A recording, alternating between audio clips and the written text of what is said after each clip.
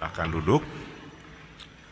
Saudara-saudara terkasih, bulan Mei ini bulan yang sibuk. Seminggu ini berapa kelompok itu datang untuk berziarah. Mungkin yang dari luar datang ke sini, kemarin itu dari mana-mana begitu ya, berapa bis pagi-pagi. Saya heran pagi-pagi sudah ada yang berseragam datang, bukan seragam militer bukan, tapi mereka datang untuk berziarah. Ada yang sampai di Bandung, ada yang terus entah ke Bogor atau malah ke Jawa Tengah. Ini bulan yang sibuk. Padahal juga bulan Mei itu biasanya untuk keluarga-keluarga yang muda yang anak-anaknya masih sekolah, juga memikirkan lagi sekolah. Masih banyak lagi hal-hal yang lain. Kegiatan-kegiatan juga memang sedang banyak-banyaknya, kurang lebihnya begitu. Dan bulan ziarah ini memang Maria itu patronus atau yang semacam yang menjadi pola untuk komunikasi sosial itu memang Maria, terutama ketika dikunjungi oleh malaikat Gabriel, itu menjadi semacam model dari komunikasi yang dekat dengan pihak Allah dalam diri malaikat, dan kemudian juga yang kemudian menyebarkan itu dalam kehidupan mulai dari keluarganya. Dan itulah yang kita rayakan dalam Ekaristi ini. Lalu kenapa saya bilang menyampaikan tentang ziarah? Memang kadang-kadang hidup kita itu mirip mereka yang berziarah, atau nanti kalau Anda juga berziarah kurang lebihnya mirip seperti itu. Terutama yang rombongan naik bis begitu ya. Awalnya mereka semua semangat nyanyi. Perjalanan awal dibuka dengan doa, pastornya lagi ngantuk-ngantuk gitu ya, dibangunin suruh doa, biasanya begitu. Lalu kemudian nyanyi, Bapa Engkau sungguh baik gitu ya. Masih dalam suasana sukacita, suasana gembira. Lalu baru 1 jam, 2 jam perjalanan mulailah ada yang bereaksi yang lain. Saya sih merasa bahwa itu pertanyaan rohani yang mungkin dan jasmani yang paling berat. Mulai senggol-senggol. Kapan makan ya? Mulai ada yang bereaksi. Karena pagi-pagi biasanya subuh-subuh bis-bis ini jam 4 sudah datang atau malah sebelumnya malam mulai. Kapan dia makan ya? Mulai ada yang buka. Kalau panitianya peka, langsung dia keluarkan semua perbendaharaan itu, semua makanan. Ada yang buka keripik, cemilan, cepulu dan seterusnya itu. Lalu ada rebutan. Kadang-kadang ada ya kan, kalau di bis tuh ada apa sih untuk sandaran tangan itu ya. Itu ada yang terlalu kecil, nggak perlu. Ada yang kegedean, itu nggak muat gitu ya. Ada yang mulai pegang mic ketika orang sudah mulai, malah dia nyanyi gitu ya. Saya pernah mengalami yang seperti itu, yang lain sudah mulai ngantuk, malah nyanyi gitu ya. Tapi itulah, ada yang menyampaikan mau doa rosario, tapi baru 5 menit sudah duluan ngorok gitu. Itulah suasana yang terjadi. Dan apa yang terjadi sesungguhnya terjadi bagi para murid setelah Yesus naik ke surga. Hari Kamis yang lalu kita merayakan Ekaristi kenaikan. Mungkin kurang lebihnya campur aduk seperti itu. Ada mungkin juga kebingungan, ada sesuatu yang diinginkan, mungkin juga ada ketakutan, ada kelelahan, tapi juga semuanya itu berharap seperti para peziarah. Dalam Kisah Para Rasul, para murid berkumpul di ruang atas dan mereka berdoa. Mereka berkumpul dan berdoa. Apa yang sesungguhnya terjadi? Mereka sebenarnya belum tahu apa yang terjadi. Mereka belum tahu. Belum ada Roh Kudus turun, belum tahu suasananya itu. Kalau kita sekarang tuh sudah sedikit banyak lebih tahu. Mereka belum tahu apa-apa. Belum ada mujizat yang terjadi, belum. Tetapi mereka setia, tetap berkumpul dan berdoa. Mereka belum tahu novena juga. Kadang kita ini maunya kebalikan dari itu. Kadang, mudah-mudahan bukan seperti ini. Kalau doa belum dijawab beberapa jam atau 2 hari, atau sampai 3 hari belum dijawab, kalau anak-anak muda mengatakan, Tuhan itu lagi online apa enggak ya? Tuhan itu lagi nyambung sama saya enggak sih?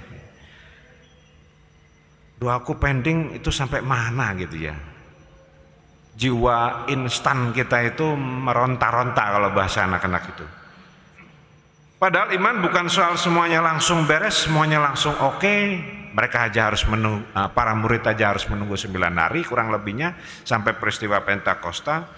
Iman adalah tetap percaya walau belum pasti. Mereka tetap mempercayai itu, meyakini dalam doa-doa mereka walaupun belum melihat hasilnya. Saudara-saudara terkasih, Injil hari ini berbicara Yesus berdoa kepada Bapa sebagai murid-muridnya, dan doa ini sangat indah. Coba nanti baca saja berulang-ulang, gak apa-apa.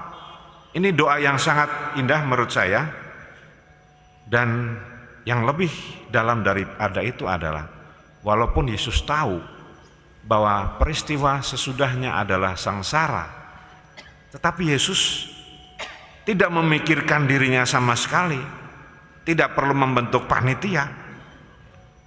Tapi Yesus justru mendoakan murid-muridnya, mendoakan mereka yang percaya. Tuhan yang menciptakan langit dan bumi dalam putranya Yesus Kristus ini masih sempat memikirkan itu.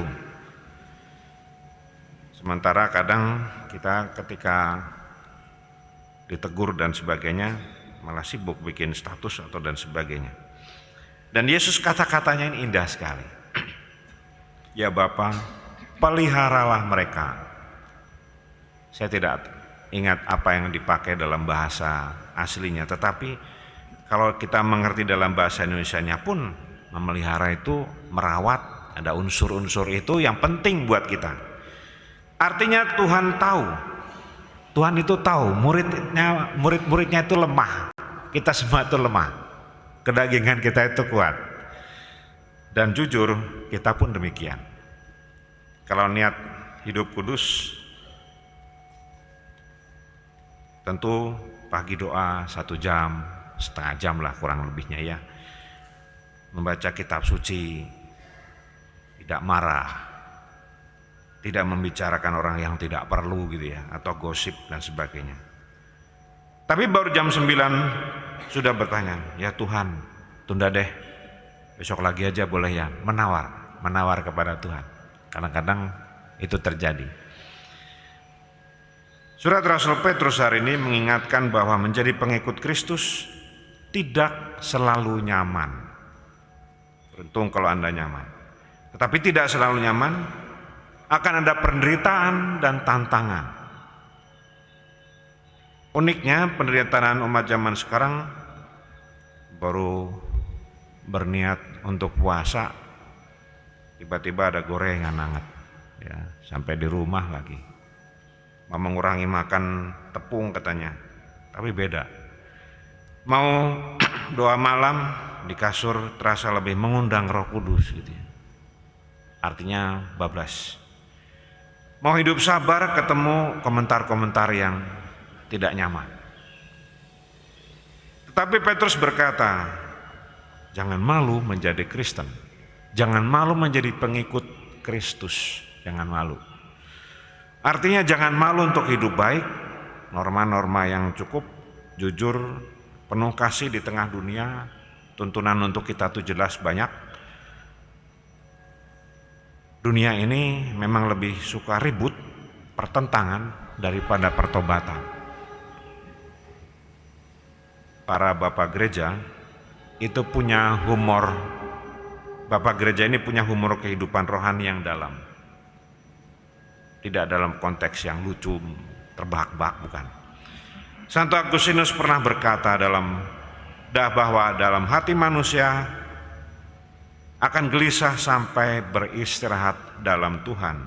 Dan memang ini benar apa yang dikatakan Agustinus. Kadang kita cari ketenangan melalui ngopi, ngumpul bersama, liburan, buat mereka yang liburan ke Bandung atau yang dari Bandung pergi keluar begitu aja ya. Scrolling HP untuk anak-anak muda, diskon tanggal kembar, tapi hati tetap lelah, capek kalau jauh dari Tuhan. Santo Yohanes Chrysostomus, si mulut emas yang selalu menyampaikan kata-kata indah dari sabda Tuhan, mengingat bahwa komunitas doa membuat iman tetap hidup, iman tetap terjaga. Jadi yang membuat bonding, ikatan kuat dalam keluarga itu sebenarnya doa. Tinggal bagaimana memformulasikannya. Kadang-kadang begitu. Dan saya dulu memang anak yang paling sering tidur ketika mulai doa. Tapi syukurlah doa-doa orang tua saya masih kabul gitu ya. Dan saya ingat terus jam doa di keluarga saya, itulah yang membuat saya terus tergerak hati untuk doa juga. Untungnya mereka mendoakan terus gitu ya. Bahwa komunitas doa membuat iman tetap hidup. Tetapi kalau sendirian memang ada kecenderungan lowbat. Iman bisa berkurang. Makanya umat yang penting saling menguatkan. Anda, kita semua saling menguatkan dalam doa. Sama seperti dalam novena dalam minggu ini. Lalu Santo Gregorius Agung berkata bahwa doa memberi kekuatan menghadapi dunia. Kekuatan menghadapi dunia. Karena dunia ini memang tidak mudah dihadapi. Menguji kesabaran. Mulai dari macet ya, long weekend ini, apalagi nanti ini dalam ulang tahun Tatar Sunda Milangkala gitu ya. Nanti ada banyak acara di Bandung ini. Macetnya luar biasa. Mungkin juga gangguan ketika sinyal hilang sampai perjalanan terpaksanya tanpa tujuan. Pernah saya pulang dari Kapel Boromius itu mau ke sini aja terpaksanya sampai mana? Depan gedung sate itu. Putar-putar karena nggak bisa jalan, macet semuanya. Itulah. Kalau Anda semua orang Bandung itu mau merasakan yang sama. Saudara-saudara terkasih, maka hari ini Tuhan mengajak kita. Mengajak apa? Mengajak untuk setia, tekun berdoa. Nah, tekun. Kata tekun ini jarang terdengar. Tekun setia berdoa, tetap tinggal dalam keluarga, komunitas, tetap percaya walau hidup itu belum sempurna. Masih terus on progress.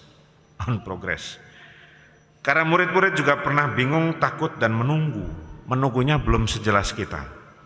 Tetapi Tuhan tidak meninggalkan murid-muridnya, tidak meninggalkan kita. Dan kabar baiknya, Tuhan tidak meninggalkan kita, meskipun kadang kita lebih hafal password WiFi daripada ayat kitab suci. Tuhan memberkati.